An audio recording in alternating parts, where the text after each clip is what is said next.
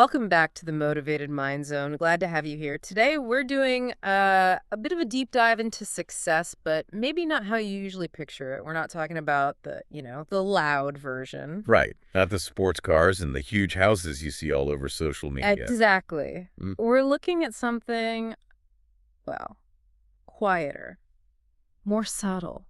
It's fascinating, really, because most people, when they think wealth, they think big, flashy spending. Mm.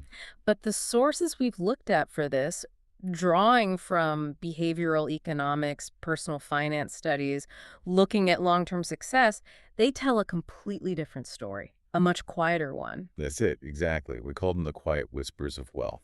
And our mission today, it's really focused. We want to unpack these 16 often invisible signs, habits, mindset shifts, Hmm, things that show someone is actually building sustainable wealth. right. Even if on the outside their life looks pretty normal, maybe even unassuming. Precisely. We're digging into those internal changes, the things people do behind closed doors. Yeah. Actions that have to come before real, lasting financial success can happen, Yeah. and they sustain it. These are the clues, the signals that prove you're not just, say, earning a good paycheck, but you're actively, deliberately building a financially secure future. Yeah, actions invisible to the public, mostly, Yeah. but absolutely critical signs you're pointed in the right direction financially. Okay, let's jump right in then. We've grouped these 16 signs into three main areas. We'll start with the foundation, really. The control you gain over your daily habits and spending. Okay, so when we talk about control financially, what we really mean is swapping convenience or just guessing for um, intentional disciplined action. Makes sense. These first few signs are really the doing signs. They're the evidence that you're willing to put in deliberate effort, even when maybe everything in you just wants the easy way out. All right, let's get into it. The first one. It sounds almost too simple, but it's powerful. Sign one. Prioritizing planning over convenience. Our sources often frame this with the kitchen test. Basically, you cook more than you order out. Yeah, and what's really key here isn't just the money saved, though that can be significant, right? Sure. Oh, for sure. Ordering delivery a few times a week adds up fast. Hundreds, maybe thousands a year. Easily. But beyond the cash, it shows something deeper. It demonstrates this capacity for proactive planning. If you're consistently cooking at home, even simple stuff, it means you thought ahead. Right. You shopped, you planned meals, maybe prepped ingredients, you carved out the time. Exactly. All for a longer-term goal, even if that goal is just not spending $30 on takeout tonight. And that matters because, well, the moment you opt for pure convenience, like hitting that order now button without thinking, you've kind of outsourced a decision, haven't you? You have. You're trading a tiny bit of your long-term financial health or just control for immediate relief. Relief from being tired or relief from having to decide what to eat. And that planning muscle, the one you flex, making a meal plan or just remembering to thaw chicken, that's the exact same muscle you need to stick to a budget long term or an investment strategy when the market gets rocky. That's why it's such a telling early sign. It's about delayed gratification. Choosing the slightly harder path, now cooking for a better outcome later, more money, better health maybe. That ability is fundamental to all major wealth-building moves. Like maximizing retirement savings or making extra debt payments. Precisely. If you can master that small daily decision against convenience, you're building the capacity to master the big ones against much larger temptations later on. Okay, that really lands. So you build that foundation of intentionality, like with cooking. Where does that discipline naturally lead next? Well, it often leads to confronting the numbers directly, Yeah. which brings us to what can feel like a very unglamorous sign. Sign 4, facing the financial truth. This means consistently tracking your income and expenses. Ah, the budget. Yeah. We're just, tracking the necessary evil for some. Yeah, but real control and honestly real wealth building, it starts with knowing the facts. It sounds maybe a bit cliche, but if you're actually tracking where every dollar or pound or euro is going, you stop guessing. You're not operating on hope anymore. But isn't the biggest hurdle for most people starting this not the time it takes, but just the fear, the emotional side of it? Absolutely. Our sources really back that up. People often avoid tracking because they're genuinely afraid of what they'll find out. Like seeing the reality of maybe some overspending or habits they didn't realize they had, or maybe feeling shame about past mistakes. Exactly. It Right. feels easier to just not look, even if that causes low-level anxiety. But the person quietly building wealth, they face it. They look at the numbers. They've made that crucial shift from just, complaining to actually strategizing. That phrase, complaint to strategy, that's powerful. It really is. It's moving from, ooh, I never have enough money, to asking, okay, where specifically did my money go last month? And what's one change I can make this month to improve that? So you're using data, your own data, to make deliberate choices. Identify leaks, maybe cut back somewhere non-essential, free up cash. To then intentionally save or invest it. It's a clear sign someone is serious about building freedom, not just juggling bills. Okay. And once you start tracking and find ways to save intentionally, what's often the first tangible result of that? What does it build? Ah, yes, it builds the buffer. Sign 5. Building a buffer between you and chaos. The emergency fund? Or just a little cushion? Call it what you want, but it is, hands down, one of the biggest stress reducers you can create.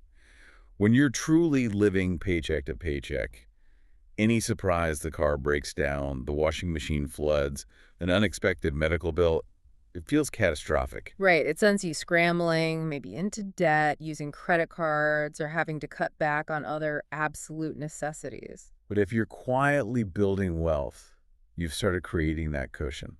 Maybe it's small at first, just a few hundred, then maybe 1,000. But that buffer, that little pool of cash set aside, it represents security. It means you're not strictly tied to your next paycheck anymore. It's breathing room. It feels like the first real win sometimes. It is. It's like building financial immunity. Surprises will still happen. Life throws curveballs. But your financial structure is now strong enough to absorb some of that shock without derailing your main goals, Right. like saving for retirement or paying down debt. So the buffer isn't just money sitting there, it's psychological payoff. It proves your habits are working, reducing stress in a very real way. Exactly. It reinforces those good habits because you feel the benefit directly. Now, speaking of those longer term goals, that control mindset, that discipline, it often gets applied really rigorously to the thing that holds most people back debt, which is sign 6, the quiet discipline of debt paydown. Yes, debt pay down, especially the high interest kind credit cards, maybe personal loans. This is the true marathon of personal finance, isn't it? It really is. It's progress, but it feels so slow sometimes. And there's zero external reward usually. No one throws you a party when your credit card balance goes down by an extra $100. None at all. It's just a slightly smaller number on a screen or a piece of paper. But the key signal here, the sign of real wealth building, is the intentionality. You're not just making the minimum payments. You're finding ways to pay extra principal. Maybe you're looking into consolidating debts or refinancing to get a lower interest rate. You're actively attacking it. That's the powerful signal. You are consciously choosing future freedom over present comfort or consumption. You're taking money you could spend right now on something fun or easy. A weekend getaway, a new gadget. Right. And you're redirecting it to shed that high interest burden. We're talking mainly about that bad debt, the consumer debt that actively eats away at your ability to build wealth. Someone tackling a 20% credit card with extra payments. That shows incredible discipline, far more arguably than someone just passively paying their low interest mortgage. That's a really important distinction. It's about intentionally reducing the drag on your financial engine.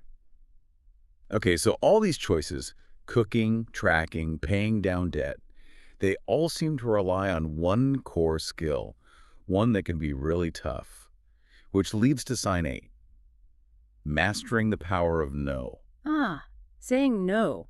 It sounds so simple, but it's maybe the hardest habit. Mm.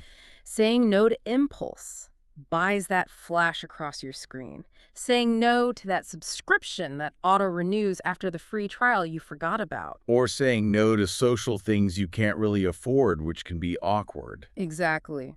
That's where it gets tough because saying no often involves real social friction or battling these really intense, immediate desires that marketing is designed to create. I do want to push on this a bit, though. Our sources often talk about saying no as this virtuous internal act of discipline. But what about that social cost? How do you manage saying no without just seeming, well, cheap or difficult to be around? Is this quiet whisper sometimes misunderstood? That's a really critical point, because building wealth in a culture that pushes consumption constantly can sometimes feel like an antisocial act in the short term. Right.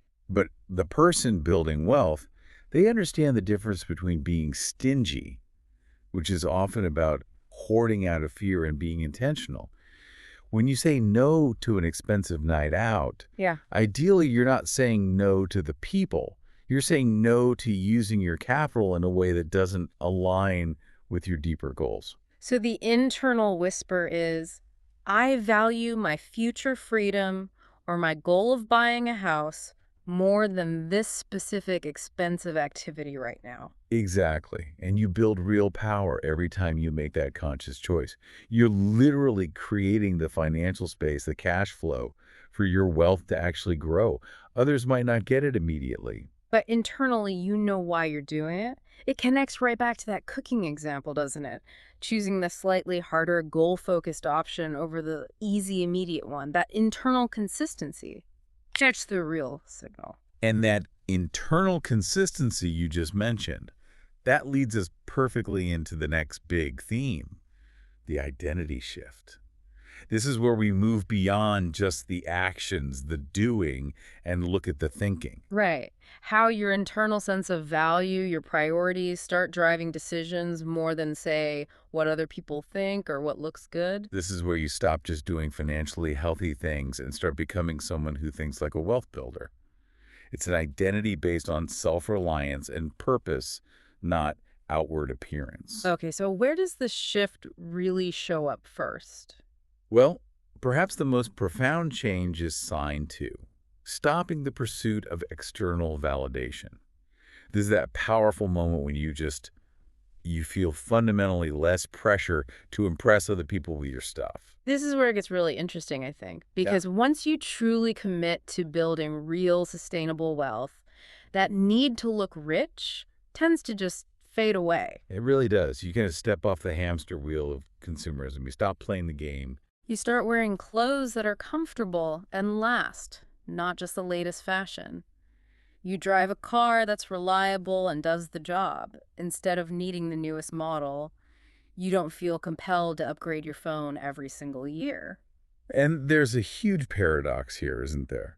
When you stop trying to look wealthy, you free up enormous amounts of money and mental energy. That you can then use to actually build wealth. Exactly. Your decisions become about utility, about what works for you, rather than what looks good in a photo or impresses the neighbors. You choose the reliable paid-off car over the flashy new lease because it serves your purpose perfectly, costs way less overall insurance, depreciation, the works, and crucially, it doesn't sabotage your investment goals. It's a fundamental sign that your self-worth isn't tied up in what you own anymore. Someone building lasting wealth gets that spending on status symbols is often a trap, actively working against their long-term security. Their investment shifts from impressing others today to securing their own future tomorrow. And once you make that internal shift, you're naturally less susceptible to all the marketing noise, right? Which leads to sign three, freedom from the trend cycle. Oh, absolutely. You become inoculated. Think about the mental freedom you gain when you're not constantly reacting to every new must-have thing. The latest phone, the seasonal fashion trends, the gadget of the month. Right. You give your money, and just as importantly, your mental space, room to breathe and grow. Chasing trends is exhausting and expensive. The quiet wealth builder starts to see most trends for what they are. Often, manufactured desires designed to distract you from your real goals and separate you from your cash. You become, in a way, a conservationist, conserving your capital, conserving your attention, focusing it on what actually matters for your long-term plan. You realize most of this stuff is fleeting. Okay, so if you're not chasing trends and buying tons of stuff, where does that freed up money and focus tend to go? What starts to seem more valuable? That often leads to sign 7, the fulfillment indicator. You start prioritizing and spending more on experiences rather than material possessions. Ah, the classic experiences over things. It's classic for a reason. Yeah. It's a major sign of a maturing financial mindset because it connects your spending directly to your actual well-being, not just acquiring objects. So instead of the temporary high from buying something new, which often fades fast, you start valuing moments. Exactly. A weekend hike that costs almost nothing but creates great memories.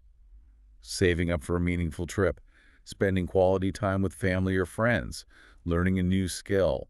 These things tend to provide more lasting fulfillment. It shows your money is now aligned with what actually makes you happy internally. You're moving from just spending because, well, because you can or because you saw an ad, to spending with intention towards genuine life quality. When your priorities become truly internal, based on your own values, not what advertisers tell you should make you happy, your spending naturally shifts, and you often find you need less stuff than you thought, freeing up significant resources. Okay, now let's tackle a sign that can feel a bit counterintuitive, especially when you're starting out.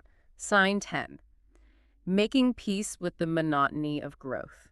Yes, this is a huge one. It's a major psychological hurdle because, let's be honest, real sustainable wealth building is often, well, it's pretty boring. Boring. People don't want boring, do they? We're surrounded by stories of overnight success, crypto millionaires, meme stock frenzy. Exactly. The culture celebrates the exciting, the volatile, the get-rich-quick narrative. That's what gets clicks and attention. The thrill of speculation, the dopamine hit of a big win. So how does someone make peace with boring? The quiet wealth builder eventually realizes that boring is actually the goal. Boring means stable. Boring means consistent. Boring means your wealth is growing steadily through things like, say, dollar cost averaging into low-cost index funds month after month, year after year, without the heart palpitations of excessive risk. So it's about appreciating the calm of a steady, predictable plan over the roller coaster of speculation. Precisely. Choosing a strategy like broad market indexing signals you value that stability, that guaranteed participation in overall economic growth, more than the potential, but highly uncertain, excitement of trying to pick winners or time the market. It's a huge mindset shift. Accepting that the most effective path is often the least exciting one. That's a big indicator you're thinking long-term, not just chasing short-term thrills. And that calm, considered approach, it filters down into everyday decisions too. Which brings us to sign 11, intentional price checking. Okay, wait. Intentional price checking. Are we just talking about being frugal or cheap? That's a fair question, and it's a really important distinction. Being cheap is often driven by anxiety, a scarcity mindset, maybe denying yourself things you genuinely need or value. Right. Intentional price checking, as a sign of wealth building, comes from a different place. It's driven by critical thinking and value assessment. You look at something you're considering buying, and you don't just ask, can I afford this right now? What do you ask instead? You ask a deeper question. Something like, is the value or utility I'll get from this worth taking this money away from my investments or savings goals? Or will this still matter to me in 6 months or a year? Okay. So it's shifting from just affordability to thinking about the opportunity cost. What else could this money be doing for me if I don't spend it here? Exactly. You're checking yourself before you spend. Applying that critical thought right at the point of potential purchase. It helps avoid impulse buys, buyer's remorse, and keeps more capital working for you. It links back to that power of no, but it's more nuanced. It's not just denial, it's a quick, internal cost-benefit analysis based on your long-term goals. Diligence, not deprivation. Well put. And finally, in this section about mindset, we need to acknowledge that this whole process is long and nobody's perfect. That leads to sign 12. Celebrating progress, not perfection. This feels really important for sustainability. Absolutely essential. Because aiming for perfection in your budget, your saving rate, your investing, it's a recipe for burnout and giving up. Wealth is never built on a flawless record. So the person building wealth, they learn resilience. Yes, they learn to acknowledge and celebrate the small wins. Sticking to the budget for a whole month, that's a win. Saying no to a big splurge you were tempted by, win. Hitting a small savings goal, definitely a win. And crucially, they don't let one mistake derail everything. If you blow the budget on vacation or make a less than ideal investment choice. It doesn't mean you throw your hands up and abandon the whole plan for the next year. Yeah. You acknowledge it, maybe figure out what went wrong, learn from it, and you get right back on track the next day or the next month. That resilience, that ability to bounce back from setbacks is key for long-term emotional stamina, right? Focusing on the overall progress, not getting hung up on every tiny imperfection. Exactly. It prevents that cycle of guilt and self-sabotage that can stall progress indefinitely. Appreciating how far you've come keeps you motivated for the long journey ahead. All right, so we've covered the foundational habits and the identity shift. Now we get to the why, the bigger picture. These final signs connect all those daily actions to a sustained, long-term vision and purpose. Yes, this is where it all comes together. That evolving identity, the one focused on internal value, it naturally seeks out knowledge and strategy. Which brings us to sign 9, elevating money conversations. So if you're quietly building wealth, you're no longer shying away from talking about money because it feels awkward or complicated. Quite the opposite, often. You start becoming genuinely curious. You actively seek out information about how money works, investing, taxes, insurance, estate planning, whatever is relevant. Your conversations about money start to change. How so? What's the shift? They move beyond just, say, complaining about how expensive things are or how much debt sucks. Those things might still be true, but the focus shifts to strategy. So you start asking different kinds of questions. Exactly. Questions like, what's the most tax-efficient way to handle this bonus? Or does it make sense to refinance the mortgage now? Or how does this index fund compare to that one? You're replacing that feeling of intimidation with critical thinking. You're willing to engage with the complexity. That feels like a major leveling up. It means you see finance not as some scary monster, but as a system you can understand and navigate. You're participating in your own strategy. Yes, seeking out reliable information, maybe talking with knowledgeable peers or advisors, instead of just passively hoping things work out okay. That curiosity becomes the engine for continuous learning and growth. And that learning process, engaging with the mechanics of finance, it must lead to some core realizations about how wealth is actually built over time. It inevitably does, which leads directly to sign 13, abandoning shortcuts for sustainable growth. You start playing the long game. This is where you start looking for the magic bullet, the quick fix. Precisely. It's that critical point where you internalize that there are no sustainable get-rich-quick schemes. You stop trying to perfectly time the market. You stop chasing tips about the next big thing. You stop taking massive risks hoping for a lottery ticket payout. But we see that appeal everywhere, don't we? Especially with younger people, maybe the allure of high-leverage crypto, day trading, meme stocks. They promise speed. Why does the quiet wealth builder turn away from that? Because the risk involved is fundamentally at odds with building and preserving wealth. Sustainable wealth growth is about managing risk, minimizing volatility where possible, and maximizing your time in the market, benefiting from broad, reliable growth over decades. So abandoning shortcuts means accepting that the slow, steady, often boring path is actually the most reliable and certainly the least stressful way to reach financial freedom. That's the core realization. Patience becomes your superpower. You keep investing, keep saving, even during market downturns, even when the gains feel agonizingly slow at first, because you understand the incredible power of compounding over long periods. Consistency over trying to find the perfect timing. It's a simple mantra, but hard to stick to sometimes. Very hard. And what helps you stick to it, especially when it feels tough or boring, is having a really strong reason. Which brings us to sign 14, connecting finances to a bigger why. Right. Just accumulating money for its own sake, watching numbers go up on a screen. That's usually not enough motivation to maintain discipline for 20, 30, 40 years, is it? Rarely, if you're successfully building wealth in a sustainable way, that effort is almost always linked to a deeper purpose, something meaningful to you. What kinds of why do we typically see? It could be anything, really. The freedom to leave a job you dislike, the ability to support your family, maybe help kids with education or care for aging parents, funding a business idea, retiring early to travel or pursue a passion project, creating generational wealth. And that purpose, that's what keeps you going when the budget feels tight or the market dips or you have to say no to something fun. It's the emotional anchor.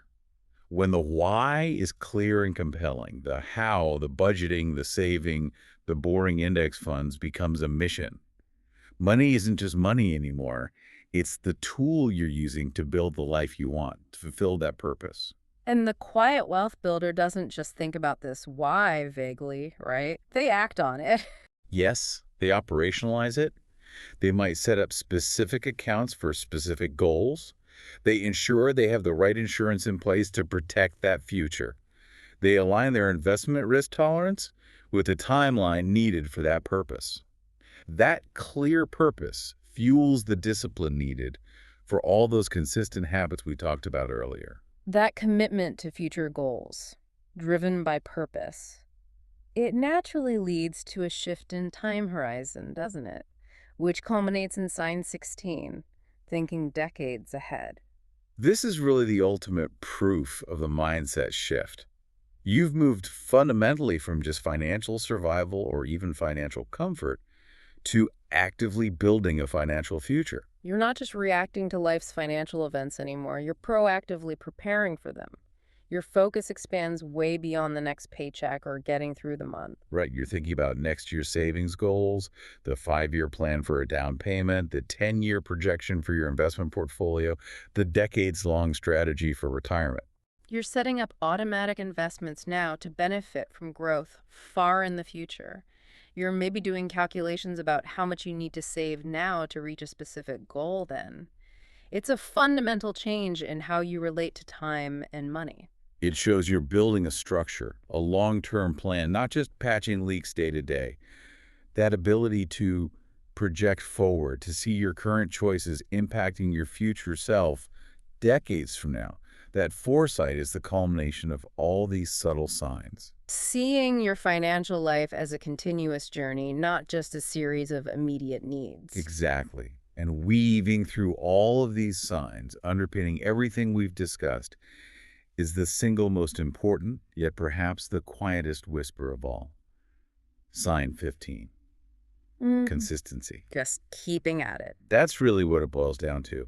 At the end of the day, lasting financial success comes from showing up consistently. You keep budgeting, even when it's tedious. You keep saving, even if it's only a small amount some months.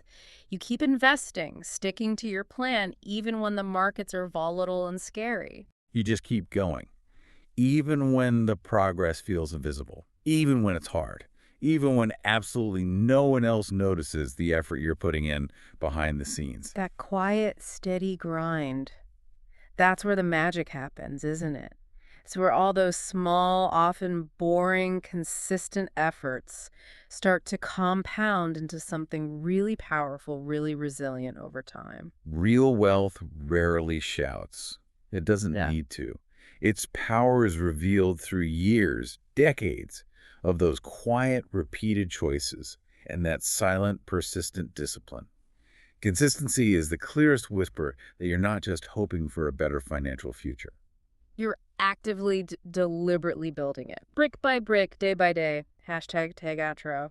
So just to quickly pull it all together, what we've really explored today are these kind of three core pillars of quiet wealth building. First, there's the discipline that means choosing intention over convenience, tracking your money, mastering the no. Right, the foundation. Second, there's the mindset shift, valuing utility over just looking good, making peace with the boring path, finding fulfillment internally, not just through stuff. The identity change. And third, it's about the long-term purpose learning strategy. Instead of just complaining, connecting your money to a bigger why, playing the long game, and above all, that relentless consistency. Okay.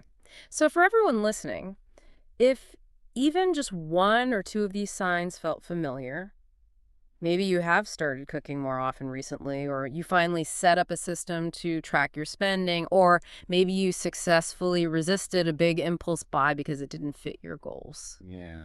Take a second to acknowledge that. Seriously, pat yourself on the back. You don't need to announce it to the world. Progress doesn't have to be loud. Real wealth often grows quietly in those small, consistent steps. Absolutely. And maybe we can leave you with this final thought to consider.